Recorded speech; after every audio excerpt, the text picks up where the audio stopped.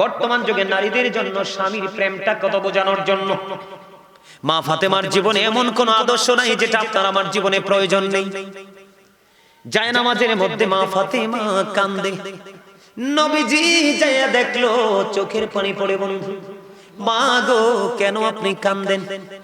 বাবা বাবা গো আমি কান্দি আমার স্বামীর দুঃখে। আরে সুবহানাল্লাহ বলেন না। সুবহানাল্লাহ। এখনকার যুগের কয়টা নারী কান্দে স্বামীর জন্য? কথা বলেন না। মা কেন কান্দেন স্বামীর জন্য? বাবা গো আমার স্বামীটা 2 দিন 3 দিন 4 দিন পর্যন্ত আনাখানা থাকে, উপাস থাকে, এটা সহ্য করতে পারি না, আমি বিবি হিসেবে সইতে পারি না গো বাবা, এই জন্য আমি কান্দি। এবার আমার নবীজি বললেন সঙ্গে সঙ্গে ফাতেমাকে, মা আপনি আপনার জায়নামাজের একটা কোণা উল্টে দেন, ভেঙে দেন। বুঝে নেন, যখন মা ফাতেমা যখন জায়নামাজের একটা কোণ যখন ভেঙে দিল, ভেঙে দিতে দেরি রে, এবার চাইয়া দেখে স্বর্ণের বন্ধু স্রোত বয়ে যাচ্ছে। জোরে বলেন না আল্লাহু আকবার।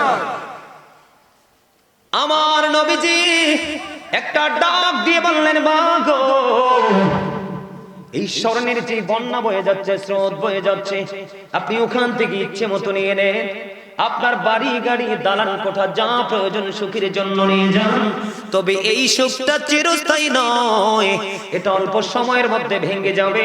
আপনি কোন সুখ চান? এই দুনিয়ার না ওপারের, কারণ ওই সুখটা হলো চিরস্থায়ী সুখ, আপনি জান্নাতের সরদারিনী। সঙ্গে সঙ্গে মা ফাতেমা ডাক দিয়ে বললেন, বাবা বাবা গো আমার স্বর্ণের স্রোত থেকে বন্যা থেকে স্বর্ণ উঠানোর কোনো প্রয়োজন নেই, আমি দুনিয়ার সুখ চাই না, কারণ এটা ক্ষণস্থায়ী জীবন, আমি চাই ওই চিরস্থায়ী সুখ, কারণ এই সুখের কাছে, ওই দুনিয়ার সুখের কাছে এই পৃথিবীর সুখ কিছুই নয়। আমার জীবনে যদি আরো বেশি কষ্ট করা লাগে, আরো ত্যাগ স্বীকার করা লাগে, আমি করতে রাজি, তারপরেও পৃথিবীর সুখ আমি কামনা করি না। এখনকার যুগের বিবিরা কি করতো বন্ধু? কাঁচা মস্ত আনলে বকাবকি, ঠিক মতো সবকিছু দিতে না পারলে বকাবকি।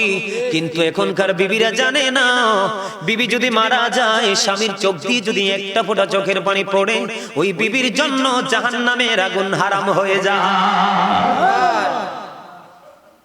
মা ফাতেমার জীবন থেকে বন্ধু শিক্ষা, নবীজি সম্পর্কে সারা জীবন ওয়াজ শুনেছেন, নবী তিনি নবীদের নবী, এই জন্য বলা হয় ইমামুল মুরসালিন। তাদের সুযোগ্য কন্যা যার নাম হলো খাতুনে জান্নাত ফাতেমা, এখানে আমি পড়ে আসছি বন্ধু। মা খাদিজা এমন একজন নারী ছিল রে, মা খাদিজার কবরে ফেরেশতা পর্যন্ত প্রশ্ন করতে আসেনি। সুবহানাল্লাহ। মা খাদিজার আগে যে বিয়ে হয়েছিল প্রত্যেকটা স্বামীর ঘরে সন্তান ছিল, ঠিক নেই? কিতাব প্রমাণ করেছে মা খাতুনে জান্নাত যখন মা খাদিজার ওদরে আসলো রে, মা খাদিজা বলতেছে, আমার এই নুরানী সন্তান পৃথিবীতে আসবে, আমি খাদিজা অন্যান্য সন্তানদের মতো কোনো ভারী কোনো কিছু আমি মনে করিনি। সুবহানাল্লাহ। অত্যন্ত নিয়ামতে পরিপূর্ণ ছিল মা খাদিজা, এমন একজন নারী ছিলেন মহিয়সী নারী। আমার রাসূল সারা জীবন মা খাদিজার হারানোর ব্যথা বলতে পারেনি। মা আয়েশা সিদ্দিকা রাদিয়াল্লাহু তাআলা আনহা তিনি জানিয়ে দিলেন, আমার নবীজি যখন মা খাদিজাকে নিয়ে বলতে থাকতেন, আয়েশা বলতেছে যে নবীজি যখন খাদিজাকে নিয়ে বলতে থাকতেন, বলতে থাকতেন, বলতে থাকতেন, প্রশংসা করতে থাকতেন, করতে থাকতেন, তিনি বলতে থাকতেন, বলতে থাকতেন, মা আয়েশা বলতো আমার খুবই হিংসা হতো, আমার নবীজির মধ্যে কোনো ক্লান্তি আসতো না। বন্ধু মা খাদিজাকে হারিয়ে আমার নবীজির জীবনে সবচেয়ে বড় একটা শক্ত তিনি সঙ্গী হারিয়েছেন, যিনি সুখে দুঃখে নবীজির সঙ্গী ছিলেন, এমনকি জীবনের সকল দৌলত নবীজির কদমে বিলিয়ে দিয়েছিলেন, শত্রুদের থেকে বন্ধু পর্যন্ত। ও বন্ধু মা খাদিজার অনন্য জীবন বৃত্তান্ত নিয়ে বলতে পারবো না। একদিন জিবরাইল আসতেছেন আমার নবীজির কাছে, এই দিক দিয়ে খাদিজাও আসতেছেন। বন্ধু হজে গেলে উঠেননি পাহাড়ের চূড়ায়, কথা কয় না, মাজায় ধরে যায় না, জিরাইয়াও ওঠা যায় না, কিন্তু প্রতিদিন মা খাদিজা কেমন করে বন্ধু যাইতো, কেমন ছিল রে। জিব্রাইল আসতেছেন নবীজির কাছে খোঁজে নেবেন। জিব্রাইল এসে নবীজির দরবারে হাজির হয়ে গেলেন। এখনো খাদিজা আমার নবীজির কাছে এসে পৌঁছায়নি। পাহাড়ের নাম কি? কথা কয় না? জাবালে নূর। কথা বলেন না কেন? পাহাড়টা উঁচু রে। ওই পাহাড়ে এখনকার অসুস্থ মানুষ যায় উঠতে পারে না। বন্ধু জিব্রাইল এসে দেখি দেখি বলে, ইয়া রাসূলুল্লাহ, খাদিজা আপনার কাছে আসতেছে গো নবী। আল্লাহ রাব্বুল আলামিন খাদিজাকে সালাম দিয়েছে। আমি জিব্রাইল খাদিজাকে সালাম দিয়ে দিলাম, আপনি খাদিজার কাছে সালামটা পৌঁছে দিয়ে। সুবহানাল্লাহ, সুবহানাল্লাহ। এটা মা খাতুনে জান্নাত ফাতেমার কলেজার টুকরা মা, গর্ভধারিণী। ও বন্ধু, পাওয়ার আছে তাইলে সন্তানটা কেমন হবে? মা খাতুনে জান্নাত ফাতেমা সম্পর্কে, আহলে বাইত সম্পর্কে রাসূল আল্লাহ কোরআনে বলেছেন, কুল লা আসআলুকুম আলাইহি আজরান ইল্লা আল মাওয়াদ্দাতু ফিল কুরবা। আল্লাহু আকবার। আল্লাহ রাব্বুল আলামিন আল্লাহর হাবিবকে বলতেছে, হাবিব আপনি বলে দেন। কাকে বলে দিবে? আমাদের। কাকে? হাবিব আপনি জানিয়ে দেন, আপনি বলে দেন, আমি যে তোমাদের কাছে রিসালাতের বাণী পৌঁছে দিয়েছি। কি? আমি তোমাদের কাছে রিসালাত পৌঁছে দিয়েছি, তোমাদের কাছে সৎ পথ প্রদর্শন করেছি, উপদেশ দিয়েছি। এর বিনিময়ে আমি তোমাদের কাছে কিছুই চাই না রে। আমি চাই শুধু আমার আহলে বাইতের ভালোবাসা। সুবহানাল্লাহ। কথা বুঝেন নাই আপনারা? জি। তুমি কথা বলো না। তারা কি কয়? ওরা কি বলে? মহিলা প্রজেক্টরে যায় না। লাইনটা মনে হয় হয়তো কোথাও কোনো কিছু হয়েছে। তুমি একটু খেয়াল রেখো। হ্যাঁ, আমার মা বোনেরাও আলোচনা শুনতে হবে, কারণ তাদের মধ্যে হিসাবে বেশি জাহান্নামী। রাসূল যখন মেরাজে গেলেন, জাহান্নামের দিকে তাকায়া দেখলেন শুধু ধনী ধনী লোক আর মহিলা বেশি। আরে নাউজুবিল্লাহ কোন না, নাউজুবিল্লাহ। আর জান্নাতের দিকে তাকায়া দেখলেন শুধু গরিব মানুষ আর পুরুষ মানুষ বেশি। সুবহানাল্লাহ। এজন্য আমার মা বোনদের আলোচনা শোনা দরকার আছে না? আরে জোরে বলেন না। বন্ধুরে আমার হৃদয় খুলে শোনো, প্রতিদিন আমি আসবো না, প্রতিদিন এমন মাহফিলও করা হবে না। মাহফিল করতে অনেক কষ্ট হয়, অনেক চিন্তা ভাবনা, অনেক কিছু করা লাগে। তাহলে মা খাদিজার দাম কম না বেশি? ওই খাদিজার সুযোগ্য সন্তান মা খাতুনে জান্নাত ফাতেমা। আল্লাহ বলতেছে, হাবিব আপনি আপনার উম্মত গুলোকে জানিয়ে দেন, আপনি যে তাদের কাছে রিসালাতের বাণী নিয়ে গেছেন, সৎ উপদেশ দিয়ে গেছেন, সত্য পথ প্রদর্শন করিয়েছেন, আপনি তাদেরকে বলে দেন আমি এর বিনিময়ে, রাসূল বলতেছেন, আমি যে তোমাদের কাছে সত্য নিয়ে এসেছি, আমাদের কাছে নবী সত্য আনছে কিনা? জি। নিয়ামত আনছে কিনা? কথা বলেন না কেন? বন্ধু এই জন্য আল্লাহ রাসূল আল্লাহ রাব্বুল আলামিন বলে দিয়েছেন, আপনি জানিয়ে দেন আপনি যে নিয়ামত তাদের জন্য নিয়ে গেলেন, এর বিনিময়ে আমি কিছুই চাই না রে। আমি চাই শুধু আমার পরিবারের ভালোবাসা। আল্লাহু আকবার। তার মানে নবীজি কষ্ট করেছে কিনা? জি। কথা কয় না? করছে। আহারে কষ্ট। মা খাদিজা চলে গেল।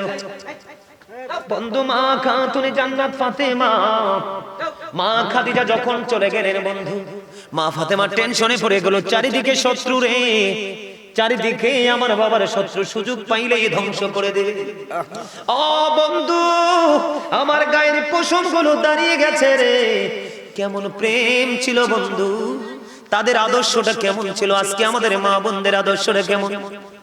উতবা সাইবা, ও বন্ধু, আরো তারা সঙ্গীদের কি নবীজি যখন নামাজের সেজদায় গেলেন, সেজদায় যাইতে দেরি রে।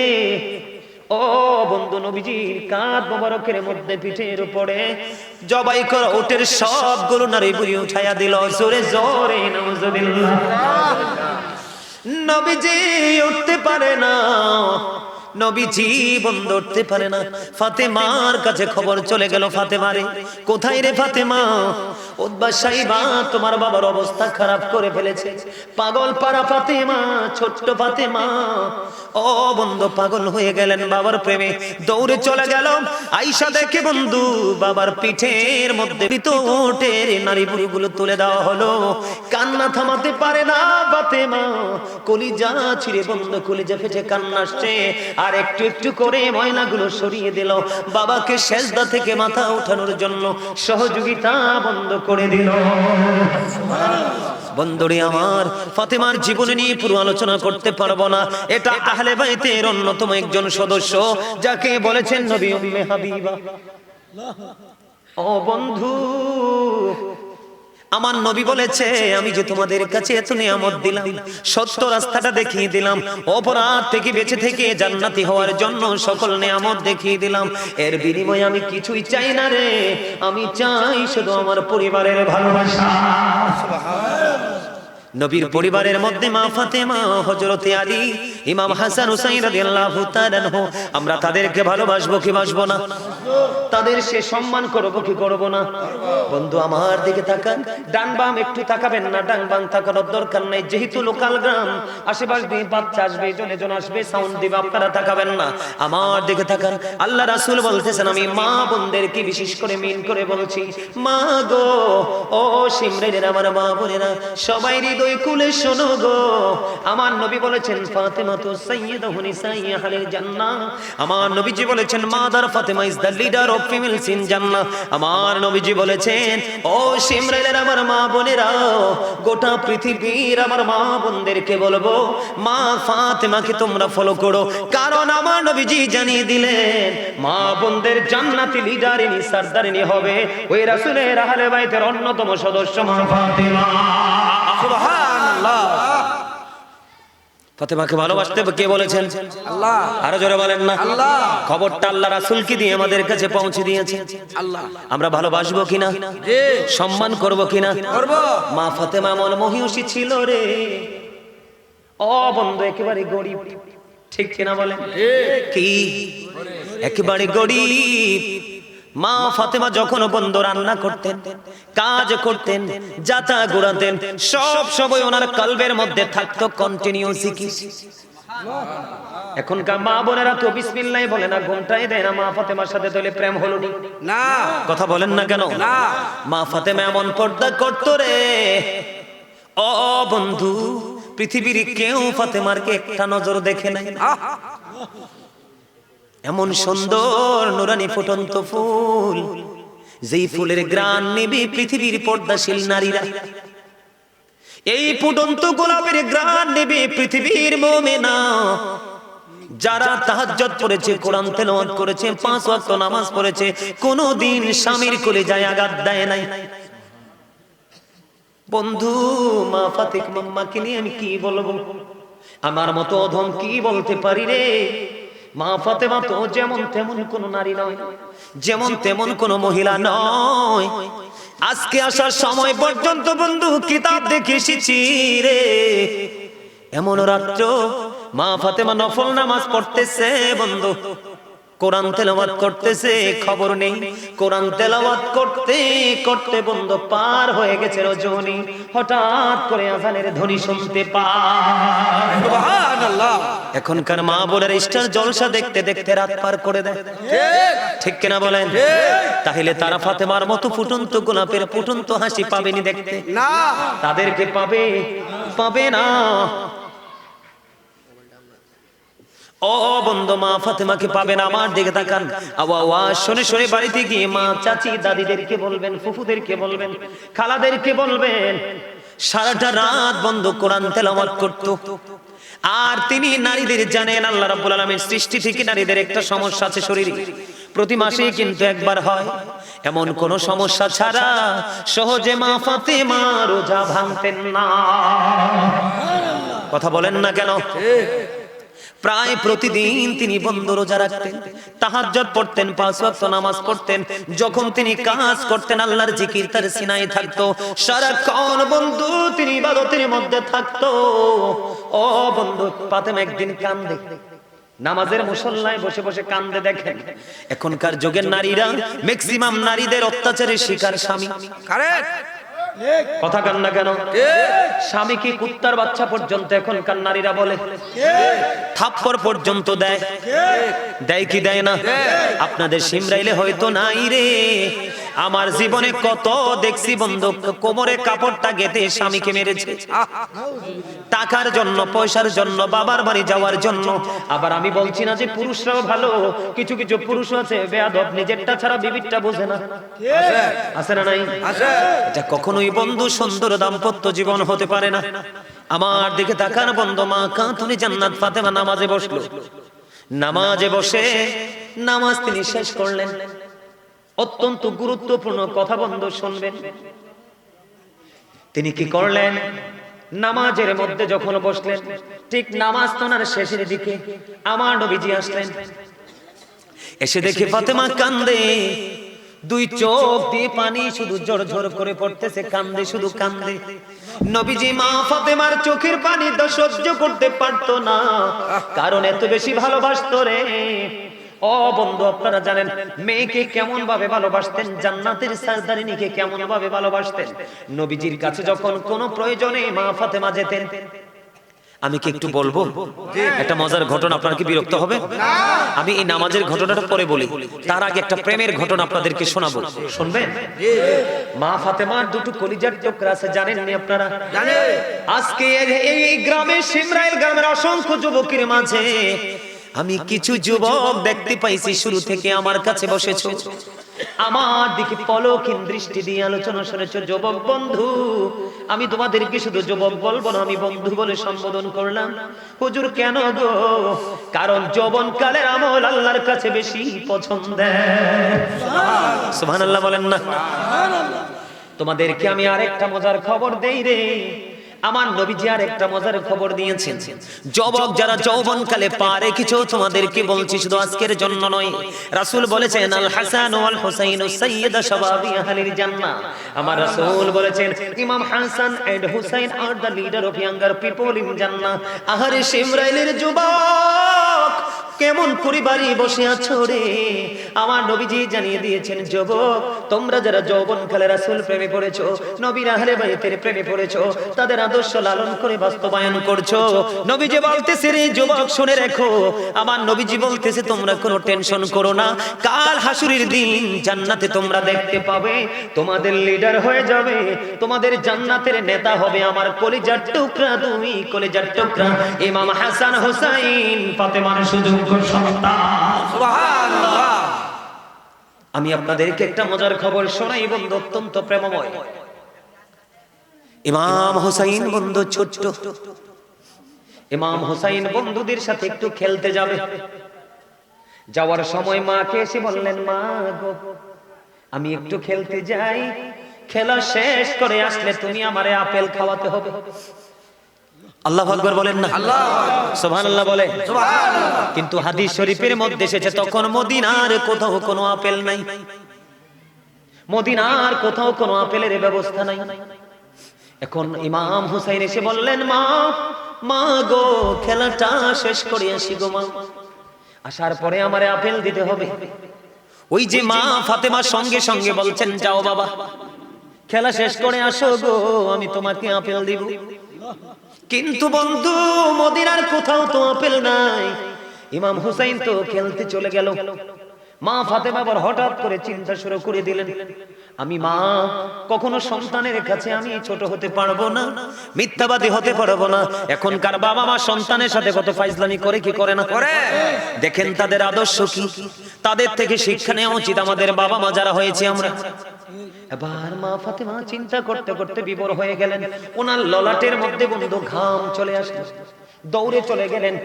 মা ফাতেমার ঘর আর নবীজির রওজা কিন্তু বেশি ডিসটেন্স ছিল না। শেষ করে দিতাম না না, আমি আমার কিন্তু একটা অভ্যাস আছে, আমার ডানে বামে যে বসবো কানে কানে কথা কইতে হইতো, যা কইতে হইব স্বাস্থ্য ভাই আমার লগে ডাইরেক্ট। চাচারা কি কম, ভাইরা কি কম। এবার কি করলেন মা ফাতেমা, চিন্তা করলেন সমাধান হতে পারে বাবার কাছে যাই। দৌড়ে চলে গেল বাবার কাছে রে, আমার প্রাণে নবীর কাছে বন্ধু যাইতে দেরি, নবীজি বসা ছিলেন এমন একটা চেয়ারের মধ্যে বন্ধু, মা ফাতেমাকে দেখতে দেরি রে, নবীজি দাঁড়াইতে দেরি করে না, নবীজি দাঁড়িয়ে গেলেন। এবার মা ফাতেমার কপালের দিকে ললাটের দিকে তাকিয়ে দেখলেন ঘাম, চিকন ঘামে ভিজে গেছে। আম্মা আপনার কি হয়েছে? আপনাকে তো পেরেশান মনে হয় কেন? বাবা গো, ও বাবা সমাধানের জন্য এসেছি গো বাবা। আম্মা বলেন আপনার কি সমস্যা? বাবা গো আপনার কলিজার টুকরা হুসাইন বলেছে খেলতে যায় একটু, আসার পরে নাকি আপেল দিতে হবে। বাবা বাবা গো আমি তো রাজি হয়ে গেছি গো বাবা, কিন্তু রাজি হওয়ার পরে চিন্তা করে দেখলাম মদিনার কোথাও তো আপেল নাই, এখন তো আপেলের সিজন না। বাবা আমি মা কি করব? বন্ধু বাবা এবং মেয়ের মধ্যে আলাপ আলোচনা চলতেছে, চলতে দেরি রে হঠাৎ করে চাইয়া দেখলেন জিব্রাইল একটা আপেল নিয়ে নবীজির সামনে হাজির। জোরে জোরে বলুন না সুবহানাল্লাহ। বন্ধু জিব্রাইল চলে আসলেন, হাদিস শরীফের মধ্যে যে আপেলটা দেখতে পৃথিবীর আপেলের মতো, আমরা যেমন আপেল খাই। এবার বললেন আমার জন্য 2টা বাটি লাগবে, একটা চাকু লাগবে। মা আয়েশা সিদ্দিকা রাদিয়াল্লাহু তাআলা আনহার ঘরে চলে গেলেন, ওখান থেকে 2টা বাটি একটা চাকু নিয়ে আসলেন। বন্ধু আপেলটাকে অর্ধেক করলেন, মাঝামাঝি করে অর্ধেক কাটলেন, কাটার পরে অর্ধেকটা বাটির মধ্যে বসাইয়া দিলেন, আরেকটা বাটি দিয়ে ঢেকে দিলেন। উনাকে বলে দিলেন প্রতিদিন একবার শুধু ঢাকনাটা সরানো যাবে, 2বার নয়। আর অর্ধাংশ নবীজির পবিত্র হাত মুবারকে তুলে দিল, তুলে দিতে দেরি বন্ধু এবার দিলেন এই আপেলটা আপনারা সবাই মিলে খাবেন। বন্ধু মা ফাতেমা ছোট্ট করে বলছি কারণ আমার অনেক লম্বা আলোচনা বাকি রয়ে গেছে। এবার আপেলটা নিয়ে চলে গেল, ও বন্ধু সবাই মিলে খাইলেন। যদিও দেখতে পৃথিবীর আপেলের মতো, কিন্তু পৃথিবীর আপেলের স্বাদ হলো জান্নাতি আপেলের স্বাদ। সুবহানাল্লাহ। সবাই মিলে খাইলেন। ইমাম হুসাইন চলে আসলো, আসার পরে আপেল খাইতে দিলেন। আপেল যখন ইমাম হুসাইন রাদিয়াল্লাহু তাআলা আনহু খাইলো, খাওয়ার পরে আবার একটা ডাক দিয়ে বলল মা, মা গো এত মজার আপেল আমার জীবনে কোনোদিন আমি খাইনি গো মা, এত মজার আপেল আর কোনোদিন কেন দেওনি? এখন থেকে প্রতিদিন আমার এই আপেল দিতে হবে। আরেকটা মুশকিল নেই, কথা কর না কেন? এবার মা ফাতেমাকে বলল মা গো এই আপেল তুমি কোত্থেকে আনছো? বাবা আমি আনিনি, এই আপেল তোমার নানার কাছে এসেছে জান্নাত থেকে। একটা দৌড় দিছে নানার কাছে, গলা জড়িয়ে ধরে বলে নানা, নানা গো, ও নানা আমার আবদার নিয়ে এসেছি গো নানা, নানা প্রতিদিন এখন থেকে আমাকে আপেল দিতে হবে। আমার নবীজি রাজি হয়ে গেলেন। ওই যে রহস্য বন্ধু, পুরো বাটির মধ্যে অর্ধেকটা আপেল। এবার কি করলেন? দিন বন্ধু শেষ হয়ে গেল, রাত্র ফুরিয়ে গেল। পরের দিন মা খাতুনে জান্নাত ফাতেমা বাটিটা সরালো। এবার বাটি সরাইয়া দেখে ওই অর্ধেকটা আপেল পুরো আস্তা হয়ে আছে। আমার নবীজিকে ডাক দিয়ে বললেন ইয়া রাসূলুল্লাহ, প্রতিদিন যখন ঢাকনাটা সরাবেন তখন দেখবেন আপেলটা আস্তা হয়ে আছে, এখান থেকে সোজা সুজি করে অর্ধেকটা কাটবেন, কেটে সবাই খাবে, আর অর্ধেকটা ঢেকে দিবে। এমনি করে করে বন্ধু পরের দিন সরালেন বন্ধু আবার আস্তা, এর পরের দিন সরালেন আবার আস্তা, এমনি করে করে 2 বছর পর্যন্ত আপেল বাটির মধ্যে ছিল। কিন্তু প্রতিদিন আপেল খেয়েছে ঠিকই, স্বাদ ছিল প্রতিদিন আলাদা আলাদা। 2 বছর পরে বন্ধু আল্লাহর কুদরতি ভাবে বাটি থেকে আপেলটা অদৃশ্য হয়ে গেছে। আপনি আমি সারাদিন চিল্লাইলে আইবনি কিছু। এজন্য তাদের থেকে শিক্ষা নেওয়া উচিত, তাদের থেকে জেনে নেওয়া উচিত। মায়ের লজ্জায় পড়ে গেছে, আরে নাই তো কি করব।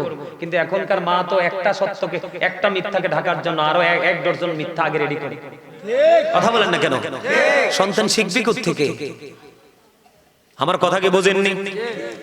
দেখেন তাদের মধ্যে বন্ধু ত্যাগের শিক্ষাটা কেমন ছিল। বর্তমানে এই ট্রেনিংটা হলো বর্তমান যুগে নারীদের জন্য স্বামীর প্রেমটা কত বোঝানোর জন্য।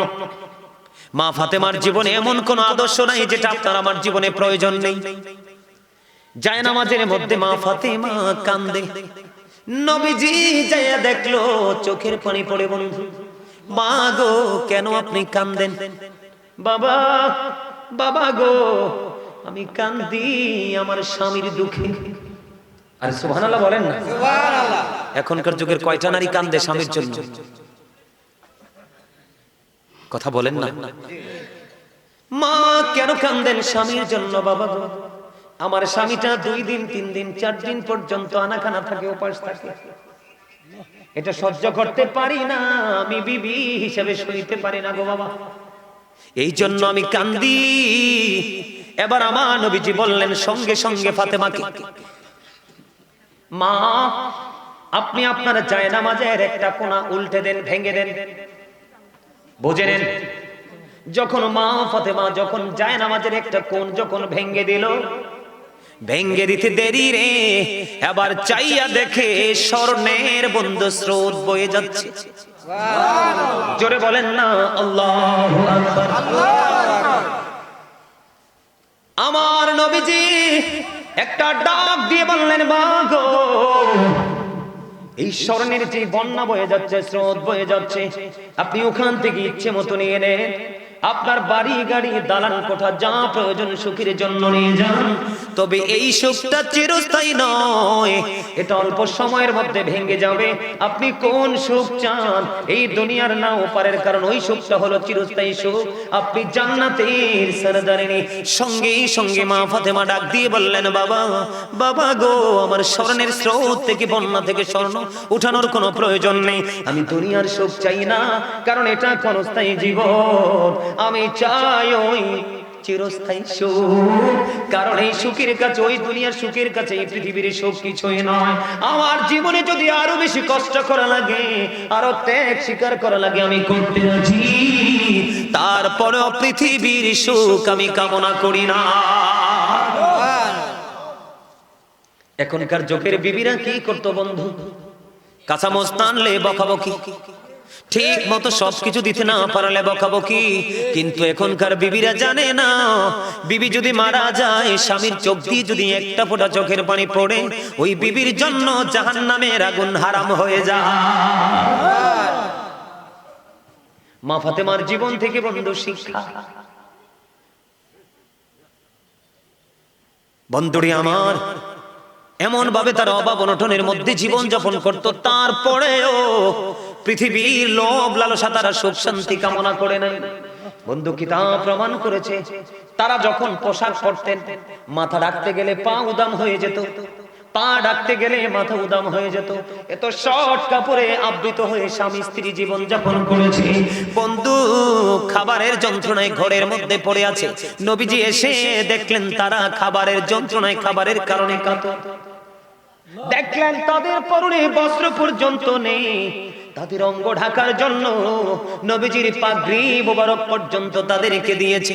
খাবারের জন্য যখন চাইলেন, এবার বন্ধু তিনি বললেন, মা রে, আমিও তো আজকে 3 দিন ধরে কিছু খাই না।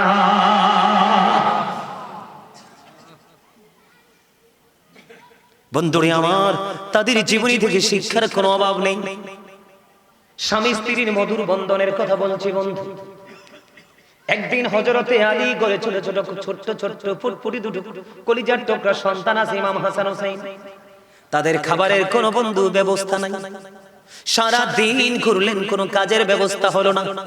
রাত্র হয়ে গেল, ইমাম হযরতে আলী রাদিয়াল্লাহু তাআলা আনহু চিন্তা করলেন, আজকে বাচ্চাগুলোকে কি দিয়ে সান্ত্বনা দিব রে?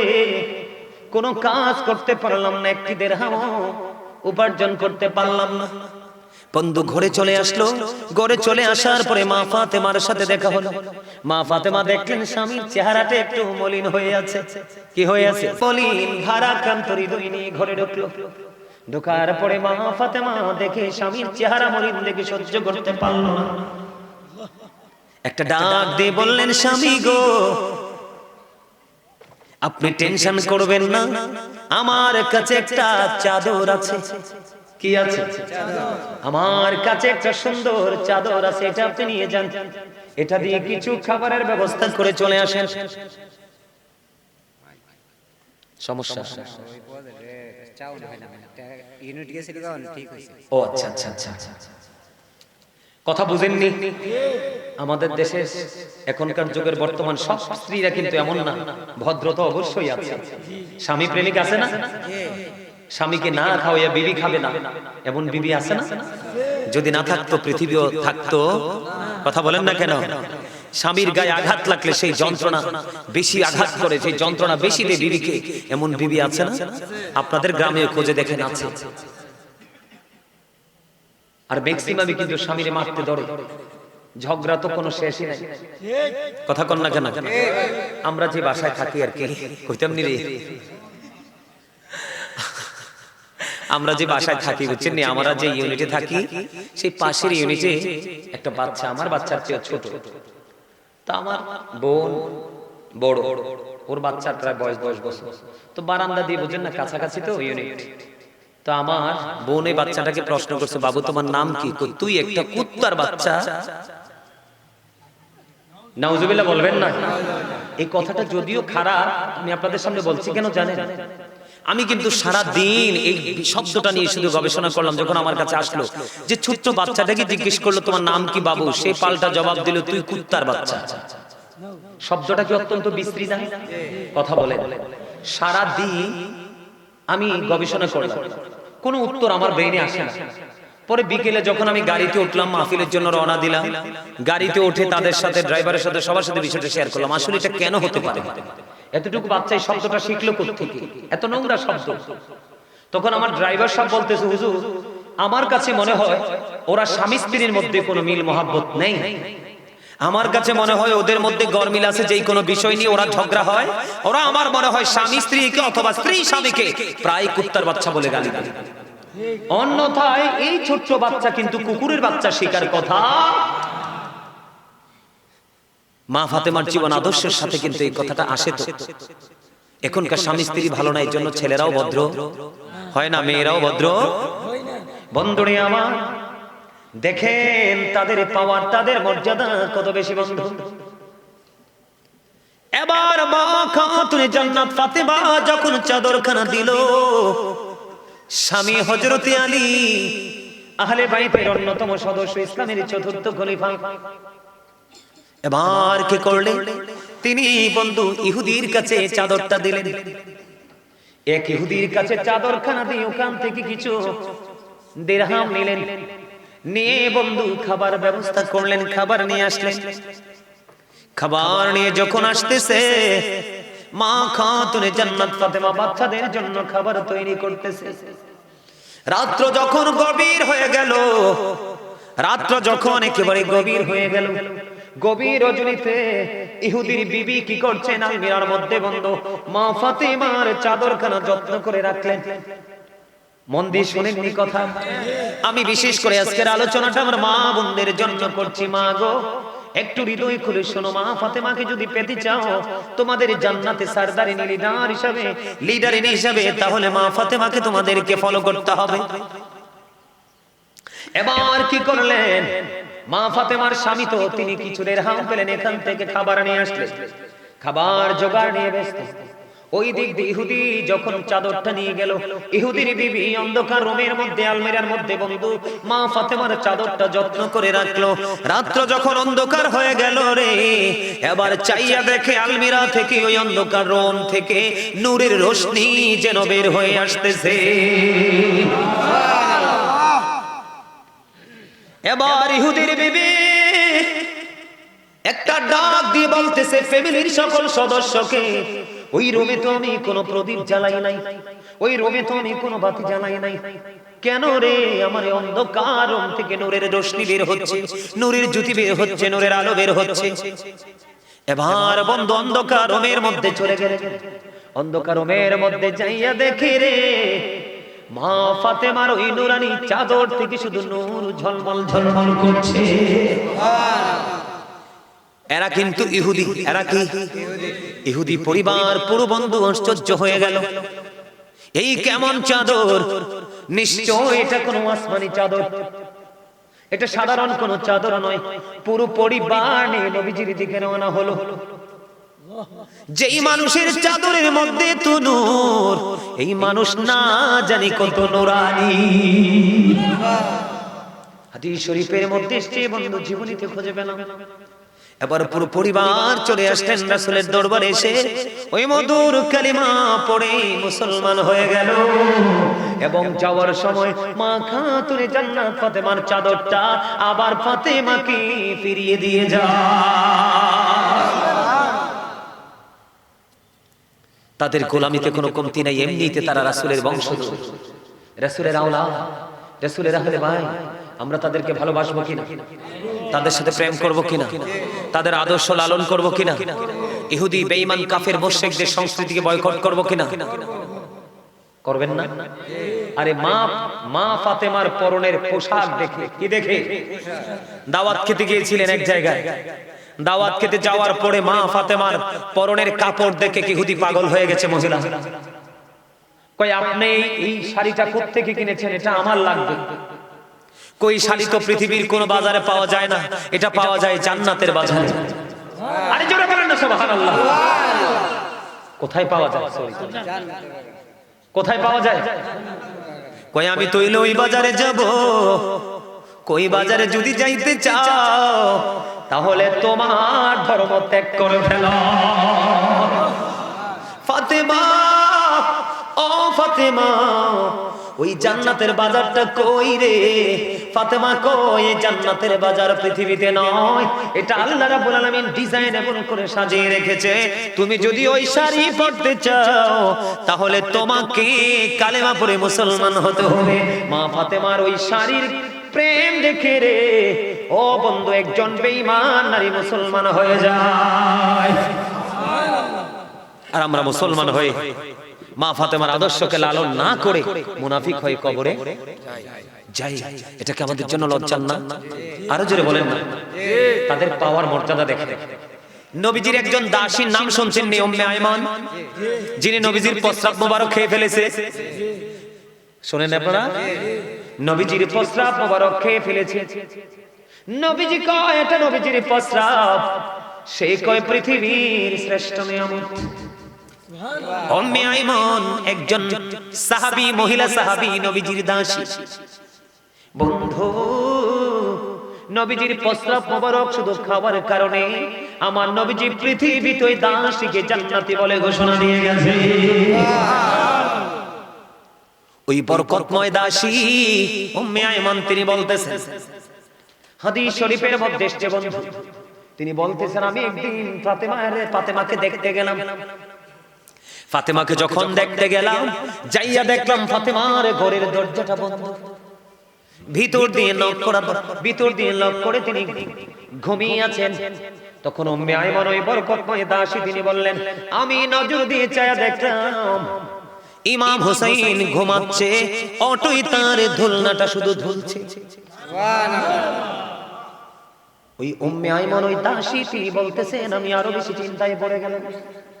ইমাম হুসাইন ঘুমায় রে, আমি দেখতে পাইলাম তার ধুলনাটা অটো ঝুলছে। আর একটু গভীর করে নজর দিয়ে চাইয়া দেখলাম মা খাতুনে জান্নাত ফাতেমা তিনি ঘুমিয়ে আছে, কিন্তু উনি তো জাতা ঘোরাচ্ছিলেন। কি ঘোরাচ্ছিলেন? জাতা ঘোরাচ্ছিলেন বন্ধু, আটা বানানোর জন্য। কিসের জন্য? জব, জাতা ঘোরাচ্ছেন। কিন্তু তিনি দেখতে পাইলেন ফাতেমা তো ঘুমিয়ে আছে, রাস ফাতেমার কলিজার টুকরা সন্তানও ঘুমিয়ে আছে, দোলনা ওঠো ওঠো ঝুলছে। আবার তিনি দেখতে পাইলেন ফাতেমার জাতাটাও ওঠো ঘুরছে। জোরে জোরে সুবহানাল্লাহ। উম্মে আইমান দেখি বিস্মিত হয়ে গেলেন, তিনি চিন্তিত হয়ে গেলেন। এবার তিনি একটা সেকেন্ডও বন্ধ দেরি করলেন না, দৌড়ে চলে গেলেন নবীজির দরবারে, দৌড়ে চলে গেলেন। ইয়া রাসূলুল্লাহ, ইয়া হাবিবাল্লাহ, নবী গো, ও প্রাণের নবী, আশ্চর্য ধরনের ঘটনা। কি রে, কি দেখিছো তুমি? কই নবী গো, আমি দেখতে পাইলাম মা ফাতেমার সন্তান খাতুনে জান্নাত ফাতেমার সন্তান ঘুমায়, কিন্তু ধুলনাটা অটো ধুলছে। কে গো? নবী ধুলাচ্ছে। আমি দেখতে পাইলাম ফাতেমা ঘুমায়, কিন্তু ফাতেমার জাতা তো ঘুরতেছে। এবার আমার নবীজি বলে রে আইমান, উম্মে আইমান, এই যে তুমি দেখতে পেয়েছো, যা দেখেছো সবই ঠিক, এখানে ফাতেমা ঘুমায় যাতা, ঘোরাতে ঘোরাতে সে ক্লান্ত হয়ে গেছে। কি হয়ে গেছে? ক্লান্ত হয়ে গেছে রে। এই জন্য আল্লাহ রাব্বুল আলামিন ফাতেমার জন্য তিনটা ফেরেশতা পাঠিয়ে দিয়েছে। ওই ফেরেশতারা একজন তার কলিজার টুকরা সন্তানকে ঘুম পাড়ায়, বন্ধু, আর বাকি তারা যাতা ঘোড়া। কি বুঝতে পারলেন? আর আপনারটা যদি ফালাই রাখে, আমার মা বোন যদি ফালাই রাখে, তেলা পোকা চাটবে। কথা কয় না? তেলা পোকা চাটবে। আপনারটা পাহারা দেওয়ার কে হই থাকবে কোত্থেকে? আপনি তো পাহারার কাজ করেন। আপনি তো জীবনে কাউকেই ভালোবাসতে পারলেন না, না রাসূলকে, না ফাতেমাকে, না আলী ফাতেমার সন্তান কলিজার টুকরা হাসান হুসাইনকে, না পারলেন সাহাবীদের জীবনকে, না পারলেন আল্লাহর ওলিদের জীবনকে আপনি গ্রহণ করতে, না পারলেন কোন আলেমের সাথে প্রেম করতে। তাহলে আপনার জীবনের পরিবর্তন আসবে কোত্থেকে? স্বপ্ন দেখা যায়? কল্পনা করা যায়? কখনোই করা যায় না। তাহলে এখান থেকে আমাদেরকে বের হয়ে একদিন মা ফাতেমা তার ঘর থেকে বের হচ্ছে। মা ফাতেমার ঘর আর নবীজির হুজরা কিন্তু বেশি দূর ছিল না। আপনারা মদিনায় গেছেন নি কেউ? চাচা দেখছেন নি? নবীজির রওজা এবং মা ফাতেমার বাড়ি বেশি দূর না। তখন তো বন্ধু ডাইরেক্ট ছিল, এখন তো একটু দালান টালান দোয়াল টোয়াল দিয়ে একটু ব্যতিক্রম করে ফেলেছে। বন্ধু খালি ছিল তখন। মা ফাতেমা যখন নবীজির কাছে যাওয়ার জন্য প্রস্তুতি নিল রে, হঠাৎ করে দেখতে পাইলেন একটা ওট মা ফাতেমার ঘরের দরজায় এসে হাজির। এসে মা ফাতেমাকে সালাম দিলেন। সালাম দেওয়ার পরে বন্ধু এবার মা ফাতেমাকে ডাক দিয়ে বলে, রে ফাতেমা, আপনি কি বাবার বাড়ি যাইতে রেডি হইছেন? আপনি যদি কলিজার টুকরা বাবার কাছে যাইতে রাজি হন, তাহলে আপনি আমার পিঠে চড়েন, আপনাকে নামিয়ে দিয়ে আসি। কি মনে করলেন? হ্যাঁ, গত কয়দিন আগে সবে বরাত গেছে। ওমা গোমা, বাংলাদেশে কি এত মাজার রোগী? মানে কোমরের ব্যথার রোগী আর কি, বাংলা ভাষায় কইলাম আর কি। আপনারা কি কোন কোমর না? হ্যাঁ, মাজাও কয়, মাজা অল্প কয়েকজনে কয়, ম্যাক্সিমাম লোকে কোমর। খোদা, মুই তো কোমরের জ্বালা বইতে আরি, মুই তো কোমরের জ্বালাই খারাইতে আরি, মুই নামাজ পড়বো কি ফিন এই আমি করতে পারবো না। ঠিক না বেঠে? ওমা গোমা, সারা দিন বেটা ডেন্ডারা ফিটে টোটাল সাইকেল লয়ে ঘুরে, শুক্রবার এলে করে একটা শেয়ার রাখি। আর মহিলারা যে কত মিছা কথা কয়, কত মিথ্যার অজুহাতে যে তারা নামাজ ছাড়ে। কথা কর না কেন? আফসোস লাগে, কারণ আমারও তো মা মহিলা। মহিলাদেরকে সম্মান দিয়ে কথা বলবো চিরজীবন, কিন্তু এখন তো বলতে হয়, আমাদেরকে বাধ্য হয়ে বলতে হয় না। তারা বেয়াদবের মতো চলে। পোশাক পরার পরেও তাদের অঙ্গ দেখা যায়, দেখা যায় না?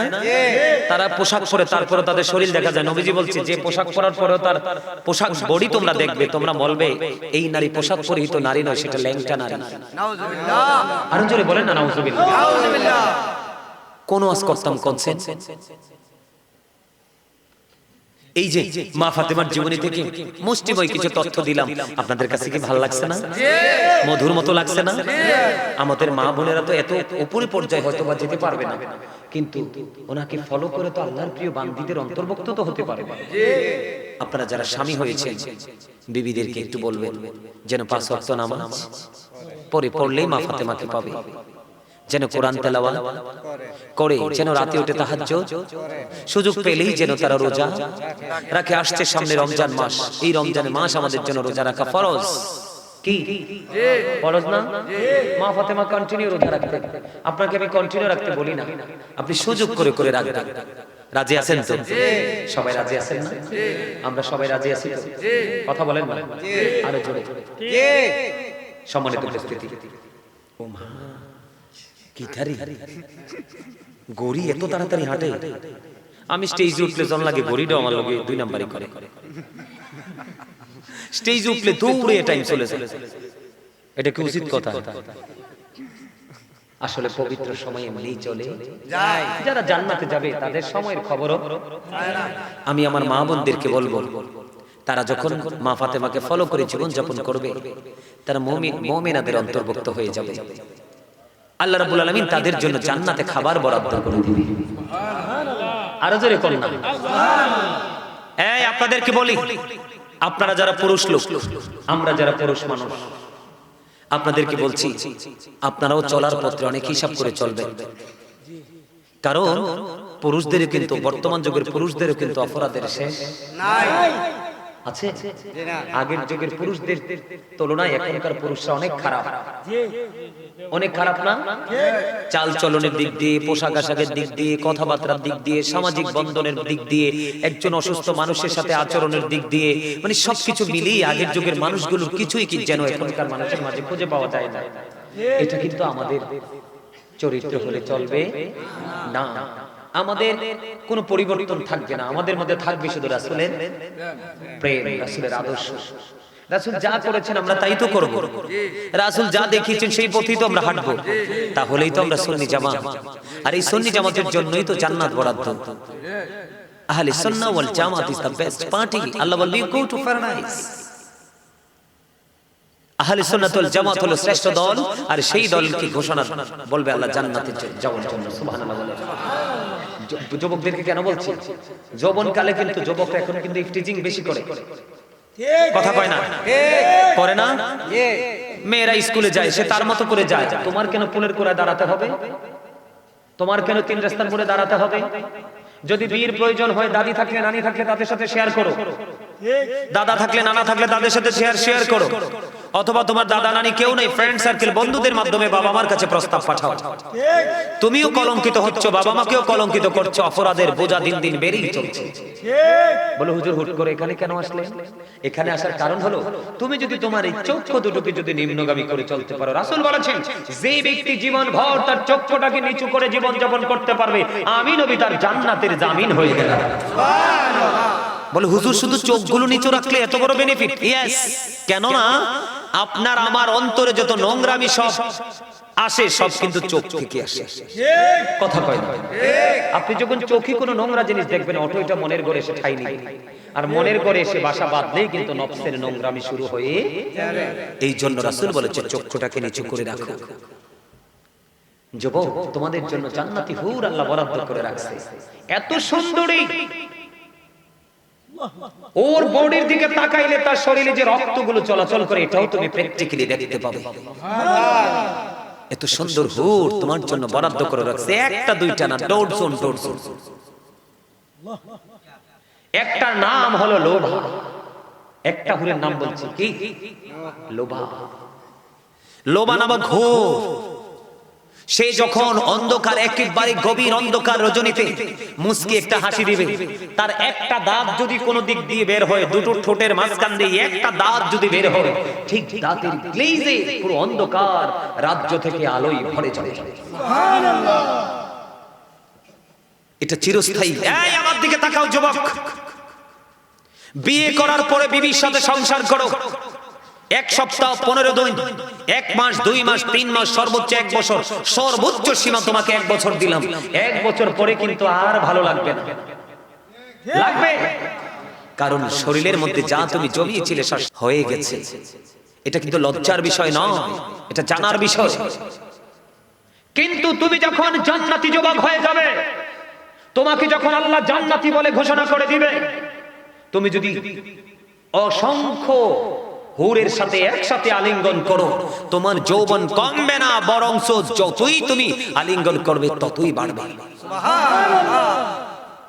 এই দামি যুবক হয়ে যাওয়ার চেষ্টা করতে হবে। ওই যে লোভা নামক হুর, সে যদি পৃথিবীর দুর্গন্ধময় পরিবেশে যদি একটু যদি তার নিঃশ্বাসটা পড়ে, পুরো সুগন্ধে ভরে যাবে। সুবহানাল্লাহ। এই লোভা নামক হুর যদি একেবারে টাটকা লবণাক্ত পানির মধ্যে যদি একটু থুতু যদি সে নিক্ষেপ করে, একেবারে নোনা পানি যেটা মুখে দেওয়া যায় না, মুখে যদি ধো তুমি মুখ জ্বলতে থাকবে। কারণ আমরা তো সারা দেশ ঘুরি, যেমন আপনি যখন পশ্চিমবঙ্গে যাবেন, যেমন যশোর সাতক্ষীরার দিকে যাবেন, আমি যখন যশোর সাতক্ষীরার দিকে গেলাম, যশোর বিমানবন্দরে গিয়ে গেলাম, আমি ঢাকা থেকে বিমানে উঠলাম, যশোরে গিয়ে নামলাম। তো নামার পরে ওরা কিন্তু আমাকে রিসিভ করার জন্য আসছে, ব্যাংকের একজন অফিসার আমাকে ইনভাইট করেছেন, আমি গেলাম। তো ওনারা গাড়ি নিয়ে আসছে, বুঝছেন নি? তো গাড়ি নিয়ে যে আসছে, চাচা একটু যাচ্ছি গরম হাওয়া, আবার একটু যাচ্ছি ঠান্ডা হাওয়া। আমার জীবনে ফার্স্ট এই ওয়েদারের সাথে নিজেকে অ্যাডজাস্ট করলাম। তা আমি টেনশন করতেছি, ব্যাপারটা কি রে, নতুন কোন মানে ভবনে আসলাম কিনা। পরে আমি কিন্তু লজ্জায় কিছু বলিও না। পরে অনেক কথা বলতে বলতে বলতে কিছু যুবক থাকে না, আলেমদের প্রতি অনেক বেশি মায়া থাকে, তাদের প্রতি অনেক বেশি মানে প্রেম থাকে। কারণ ওরা আমার সাথে এসতেছে, নিজে নিজে কথা বলতে চায়। আমি কই এই বিষয়ে সুযোগে একটু কথা বলি। বললাম, ভাই তোমাদের এখানে আসতে কখনো দেখলাম গরম হাওয়া, কখনো ঠান্ডা হাওয়া। এখন ওরা বলতেছে, হুজুর আমাদের রাস্তার দোপাশে যেখানে মিঠা পানি ওখানকার হাওয়াটা ছিল ঠান্ডা, আর যেখানে রাস্তার দোপাশে নোনা পানি ওখানকার হাওয়াটা ছিল গরম হাওয়া। আমি যখন নোনা পানি দিয়ে আপনার মুখ ধুই, তখন কিন্তু মুখগুলো কেমন জানি হয়ে যায়, কেমন জানি মানে কেমন জানি বলতে পারবো না, এরকম খসখসে, আবার কেমন জানি নিজের কাছে একটু আনিসি লাগে। বন্ধু, নোনা পানি মুখে দেওয়া যায় না, হাঁটাও যায় না। এই লোবারা মুখুর যদি একটা ফোঁটা থুতু, যদি একটা ফোঁটা, মাত্র একটা ফোঁটা যদি নোনা পানির মধ্যে ফেলায়, তাহলে পুরো নোনা পানি মিঠা পানিতে রূপান্তরিত হয়ে যাবে। সুবহানাল্লাহ কয় না? এখন মহিলারা চিন্তা করতে পারে, বলে হুজুর তাইলে আমরা যে স্বামী স্ত্রীর বন্ধনে আবদ্ধ ছিলাম, টেনশন করেন কেন? আপনি যদি স্বামীর বাধ্য হন, স্বামী যদি আপনার হয়, দুজন দুজনের মধ্যে যদি প্রেমের বন্ধনে আবদ্ধ থাকতে পারেন, ওই সবগুলো হুরের লিডার হবে আপনার পৃথিবীর বিবি। ওইটা এই দুনিয়াতে যেরকম, এটা কিন্তু ওই দুনিয়াতে এরকম হবে না, ওইটা অন্যরকম হয়ে যাবে। সুবহানাল্লাহ বলেন না?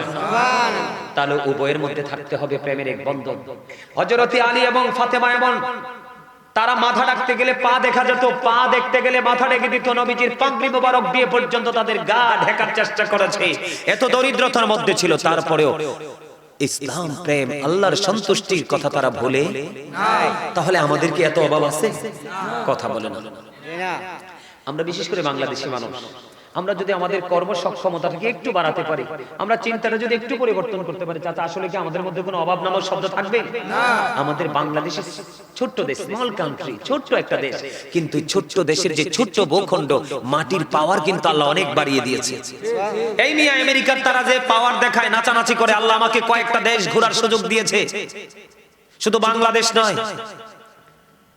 এই যে উন্নত দেশ দেখতেছেন, তারা শুধু সততার কারণে উন্নত, আসলে তাদের মাটিতে কিছু ফলাতে পারে না। আপনি জানেন, এই আমাদের দেশের জন্য প্রিয় দেশ হলো সৌদি আরব। আপনি সৌদি আরবে গিয়ে দেখেন, এমন কোন পণ্য নাই যে বাংলাদেশের নাই। কাঁচা মরিচটা পর্যন্ত সৌদি আরবে আমি আপনার বাংলাদেশের খেয়েছি। শুধু সৌদি আরব নয়, পৃথিবীর দেশে আমাদের দেশের মাটি অনেক শক্তিশালী। আমরা যদি একটু ব্রেনটাকে ঘাটাতে পারি, তাহলে কিন্তু আমরা সফল হতে অভাব নামক